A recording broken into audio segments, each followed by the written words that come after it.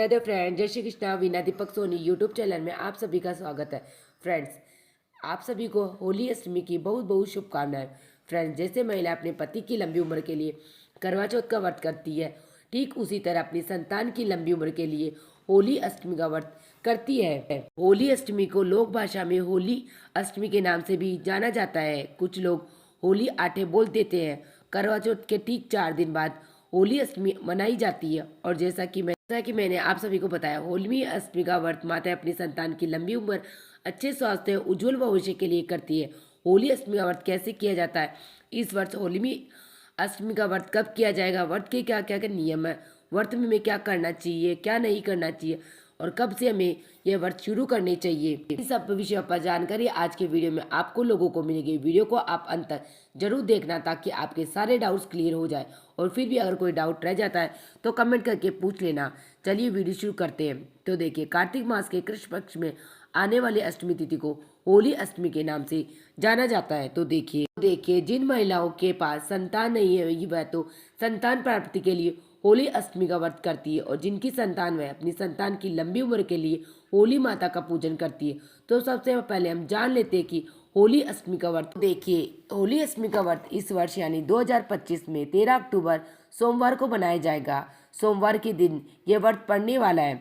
इस बार 13 अक्टूबर को हम जान लेते हैं कि होली अष्टमी का व्रत कैसे किया जाएगा और इस व्रत को कैसे करते हैं। तो देखिए, पहले तो बहुत लोगों में ये संशय था कि जिनकी संतान है सिर्फ वही यह व्रत कर सकते हैं। कुछ लोग ये क्योंकि ये भ्रांतियां होती थी, लोगों में यह भ्रांति फैली हुई थी कि जिनके बेटे हैं सिर्फ वो ये व्रत कर सकते हैं। तो ऐसा कुछ नहीं है, बेटी बेटे सब बराबर है। जिनकी भी संतान है वो सब महिलाएं ये व्रत करती है।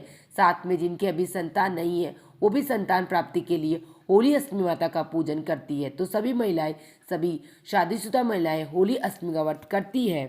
ये तो क्लियर हो गया कि होली अष्टमी व्रत सभी महिलाएं करती है। ठीक है, अब जान लेते हैं कि होली अष्टमी का व्रत कैसे किया जाता है। तो देखिए, होली अष्टमी का व्रत करने के 2 तरीके हैं। पहला तो तरीका है कि होली अष्टमी को जो व्रत है इसको हर हंसना खेलना व्रत कहते हैं, यानी बच्चों के लिए व्रत किया जाता है, इसलिए हमारे यहाँ पर इसको हंसना खेलना व्रत कहते हैं। आधे दिन तक का यह व्रत हमारे यहाँ पर किया जाता है। तो एक तो तरीका यह है, इस व्रत को आधे दिन तक किया जाता है। दूसरा तरीका है कि पूरा दिन यह व्रत किया जाता है। रात को जब तारे निकलते हैं तो तारों को अर्घ देकर उसके बाद व्रत का पालन प्रायण किया जाता है। तो 2 तरीके हो गए हैं। पहले तरीके से आधे दिन का व्रत होता है और दूसरे तरीके में पूरे दिन का व्रत होता है। आपके यहाँ पर जैसी परंपरा उस हिसाब से आप होली अष्टमी का व्रत करते हैं। तो देखिए, हमारे यहाँ पर तो होली अष्टमी का व्रत पूरे दिन व्रत किया जाता है।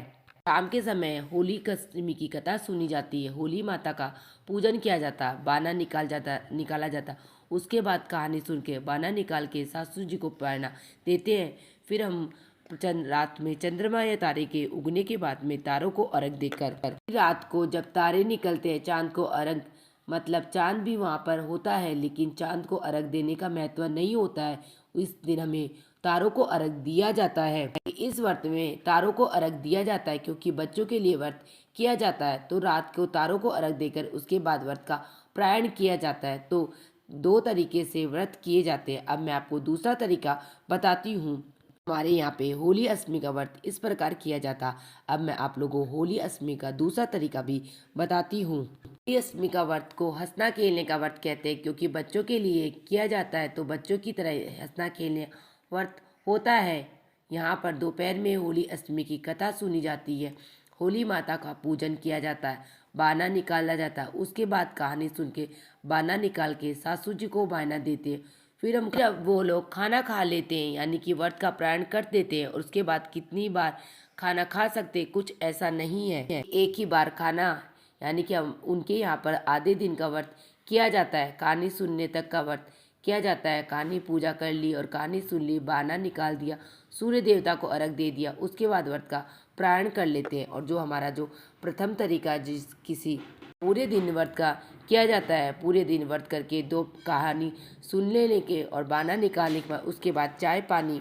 रात को जब तारे निकलते हैं चांद को अर्घ, मतलब चांद भी वहीं पे होते हैं लेकिन चांद को अर्घ देने का महत्व नहीं होता। इस व्रत में हमें तारों को अर्घ दिया जाता है क्योंकि बच्चों के लिए व्रत किया जाता है। तो तारों को अर्घ देकर उसके बाद व्रत का प्राण किया जाता है। तो तरीके से ये व्रत किया जाता है। आपके यहाँ पर जैसी परंपरा हो उस हिसाब से आप ये व्रत कर सकते हैं। अब देखिए होली अष्टमी का जो व्रत होता है ना, उस कुछ नियम होते हैं, कुछ कार्य होते हैं जो हमें होली अष्टमी के दिन नहीं करने चाहिए। तो वो क्या क्या नियम है मैं आपको एक बार आपको बता देती हूँ। एक तो होली अष्टमी का व्रत जो महिलाएं करती है वो सिलाई कढ़ाई बुनाई होली अष्टमी के दिन बिल्कुल भी नहीं करती।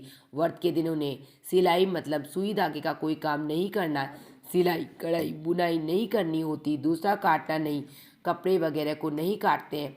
और इसके साथ ही होली अष्टमी व्रत के दिन खुदाई नहीं करते, मिट्टी नहीं खोदते। वैसे तो आजकल मिट्टी खोदने का कोई काम होता नहीं है, लेकिन फिर भी आप सोच लो प्लांट वगैरह की मिट्टी खोदते लग जाओ तो सोचो कि प्लांट को ठीक कर देते हैं। तो ऐसा कोई काम नहीं करना। होली अष्टमी के व्रत के दिन कढ़ाई बुनाई वगैरह का काम नहीं किया जाता। तो ये कुछ ऐसी चीज़ें कार्य है जो हमें होली अष्टमी के व्रत के दिन नहीं करने चाहिए। होली अष्टमी की जो पूजा है वह दोपहर के समय की जाती है और कई कई जगह शाम को की जाती है। 1 बजे के बाद कभी भी आप होली अष्टमी की पूजा कर सकते हैं। होली अष्टमी की पूजा के लिए कमोई भरी जाती है, एक जल से और अनाज से भरी जाती है। होली अष्टमी माता की कथा सुनी जाती है। जैसे करवा चौथ का कैलेंडर आता है वैसे ही होली अष्टमी का भी कैलेंडर आता है। आप लोग होली माता का कैलेंडर लगाकर फिर उनका पूजन किया जाता है, बाना निकाला जाता है। ये सारी विधि आपको चैनल पर मिल जाएगी।